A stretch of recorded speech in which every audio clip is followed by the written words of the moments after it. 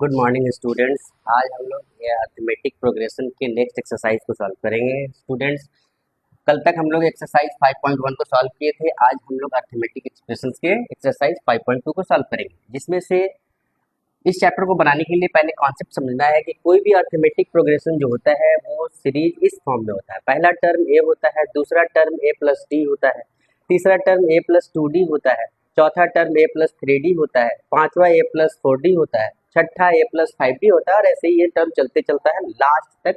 और लास्ट वाले टर्म को ए एन कहते हैं। ए एन कहते हैं और इसका एक फॉर्मूला होता है ए एन बराबर A plus N minus one into D. अगर आपको अर्थमेटिक एक्सप्रेशंस में से फर्स्ट टर्म पूछ लिया जाए या नंबर ऑफ टर्म्स पूछा जाए या कॉमन डिफरेंस पूछा जाए, आपको इसी फॉर्मूले का इस्तेमाल करना है। जो चीज़ यहाँ लिखा हुआ वही चीज़ यहाँ लिखा हुआ कि ए को ही ए1 कहा जाता है, सेकेंड टर्म को ए प्लस डी कहा जाता है, थर्ड टर्म को ए प्लस 2d कहते हैं, चौथे टर्म को ए प्लस 3d कहते हैं, पांचवें टर्म को ए प्लस 4d कहते हैं, छठे टर्म को ए प्लस 5d कहते हैं। और n का मतलब होता है नंबर ऑफ टर्म्स। टर्म्स किसको कहते हैं? तो ये सारी संख्याएं को टर्म्स कहा जाता है। ठीक है, आइए बारी बारी से सारे सवालों को सॉल्व करते हैं। जैसे कि एक्सरसाइज 5.2 का क्वेश्चन नंबर 4 है। इसमें बताना है कि which term of the AP is 78, यानी कहा कि आपके पास एक सीरीज दे दिया गया 3, 8, 13, 18 ऐसे करते हुए 78 तक।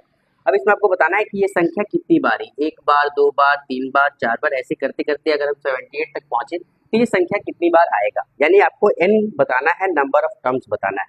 अब यहाँ जो जो गिवन है उसको पहले हम लोग लिखेंगे। क्या क्या दिया हुआ है? पहला टर्म ए हमारे पास 3 दिया हुआ है। कॉमन डिफरेंस कैसे निकालते हैं? तो सेकंड टर्म से फर्स्ट टर्म को माइनस करते हैं, यानी 8 से 3 को माइनस करेंगे, ये मेरा कॉमन डिफरेंस होगा। लास्ट वाले टर्म को हम ए एन कहते हैं, nth टर्म कहा जाता है, यानी ए एन भी हमारे पास गिवन है। हमको इसमें n निकालना है, नंबर ऑफ टर्म्स निकालना है। तो इस फॉर्मूले का इस्तेमाल करेंगे। हम जानते हैं कि ए एन बराबर A plus N minus one into D होता है। सारे वैल्यू को यहाँ पुट करेंगे। ए एन के जगह 78, ए के जगह 3, n माइनस वन एन हमको फाइंड करना है, और d के जगह हमने 5 निकाल रखा है। ये 3 प्लस में है, प्लस वाला चीज बराबर के इधर आता है तो माइनस होता है। ये 5 मल्टीप्लाई में है, मल्टीप्लाई का चीज बराबर के इधर डिवाइड में आता है। 78 में से 3 माइनस करेंगे 75 होगा। 5 से जब इसको डिवाइड करेंगे तो 15 आएगा। 15 बराबर n माइनस वन बचेगा। ये माइनस वन को अगर हम इधर ले आएंगे तो ये प्लस वन बन जाएगा, यानी n का जो वैल्यू आएगा वो 16 आएगा।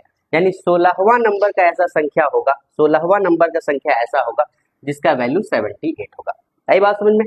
नेक्स्ट क्वेश्चन भी ऐसे ही, इसमें भी नंबर ऑफ टर्म्स ही आपको फाइंड करने हैं। और अगर कोई एपी का सीरीज देख करके कह दिया जाए कि ये एपी है या नहीं, तो भी आपको number of terms he find करने होते हैं। जैसे आते हैं क्वेश्चन नंबर 5 में, इसमें भी कहा गया है कि find the number of terms. इसमें नंबर ऑफ टर्म्स यानी कि n आपको फाइंड करना है, n आपको फाइंड करना है। यहाँ दिया हुआ है a का वैल्यू दिया हुआ है 18। हम यहाँ से कॉमन डिफरेंस अगर निकालते हैं तो 15 1/2 में से, यानी 15 होल 1/2 में से हमको क्या करना पड़ेगा? 18 को माइनस करना पड़ेगा। जब एलसीएम लेकर के माइनस करेंगे तो माइनस का 5/2 आएगा। फिर से हमको यहाँ number of terms he find करना है, यानी फॉर्मूला हमको वही इस्तेमाल करना है, ए एन बराबर A plus N minus one into D, जिसमें सारे वैल्यू को रखेंगे। लास्ट वाले टर्म को ए एन कहते हैं तो ए एन का वैल्यू रख दी, फर्स्ट वाले टर्म को जो है ए कहा जाता है, ए का वैल्यू रख दिए। एन माइनस वन हमको फाइंड करना है, और डी का वैल्यू हम अभी फाइंड कर चुके हैं, माइनस का 5/2। हम क्या देखें कि ये 18 प्लस में है, इक्वल के इधर आएगा तो माइनस का 18 हो जाएगा। दोनों माइनस में है तो दोनों ऐड हो जाएगा, यानी माइनस का 65 बन जाएगा। ये 2 डिवाइड में है, डिवाइड का चीज बराबर के इधर मल्टीप्लाई में आता है तो ये मल्टीप्लाई में आ गया।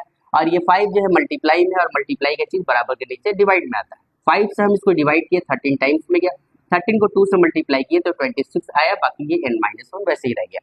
ये माइनस वन को जब हम इधर ले आए तो 26 के पास आकर ऐड हो गया, यानी n का जो वैल्यू आया वो 27 आया।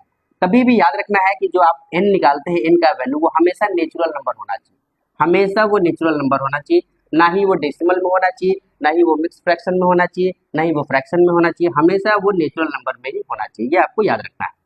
सेम नेक्स्ट क्वेश्चन भी देखते हैं। क्वेश्चन नंबर 6 में भी ऐसे पूछा गया कि check whether -150 is a term of the AP 11, 8, 5 and 2। बोला कि देखिए अगर ये आपके पास एपी का कोई सीरीज दे दिया गया और इस सीरीज में अगर हम इस नंबर को पुट करते हैं -150 को, तो क्या ये एपी में सेटिस्फाई करेगा या नहीं करेगा, आपको ये बताना है। सेटिस्फाई कैसे करेगा, यानी नंबर ऑफ टर्म्स अगर हम फाइंड कर ले तो ये पता चल जाए कि हाँ ये नंबर जो है इसी एपी के सीरीज का है। यहाँ पर मेरे पास क्या क्या दिया हुआ, पहला टर्म 11 दिया हुआ है। कॉमन डिफरेंस निकालेंगे, सेकंड टर्म से फर्स्ट टर्म को माइनस करेंगे, यानी 8 में से 11 को माइनस करेंगे, आंसर -3 आएगा। जो लास्ट टर्म है यानी कि वो मेरे पास ए एन -150 दिया गया, एन का वैल्यू हमको फाइंड करना है। फिर से वैल्यू पुट करेंगे, ए पहले फॉर्मूला लिखेंगे ए एन बराबर A plus N minus one into D. A N का वैल्यू -150 रखे। फर्स्ट टर्म जो है हमारे पास 11 था, 11 पुट किए, एन माइनस वन तो वैसे ही रह गया और कॉमन डिफरेंस हम -3 निकाले वो भी पुट कर दिए। ये 11 प्लस में है तो इधर आने के बाद ये माइनस में हो जाएगा और ये -3 मल्टीप्लाई में है बराबर के इधर आएगा तो डिवाइड में आ जाएगा।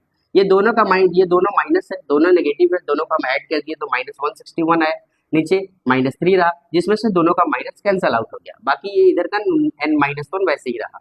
जैसे ही हम 1 को बराबर के इधर ले आए तो 161/3 में ये आकर के ऐड हो गया। अब ये ऐड ऐसे नहीं होगा, ये ऐड एलसीएम से होगा, दोनों को एलसीएम से हम ऐड किए तो ये 164/3 आया। जब इसको हम डिवाइड किए तो n का जो वैल्यू है वो 54 होल 2/3 आया। इससे ये पता चला कि n जो है ये मिक्स फ्रैक्शन में है। अगर ये n मिक्स फ्रैक्शन में है इसका मतलब ये नंबर जो है इस सीरीज का नहीं है, क्योंकि n अगर नेचुरल नंबर होता तो वो इस सीरीज का होता। n हमारे पास मिक्स फ्रैक्शन में आया, इट मीन्स कि ये जो वैल्यू दिया गया है -150, ये जो टर्म दिया गया है ये इस एपी का नहीं है। लिखना पड़ेगा कि n is not a natural number, so -150 is not a term of AP, जो दिया गया था, जो आपको क्वेश्चन में गिवन किया हुआ है। आई होप कि सारे लोगों को ये समझ में आ रहा है। इसके बाद के जो नेक्स्ट 3 क्वेश्चन हैं आपको तुरंत देखने को मिलेंगे।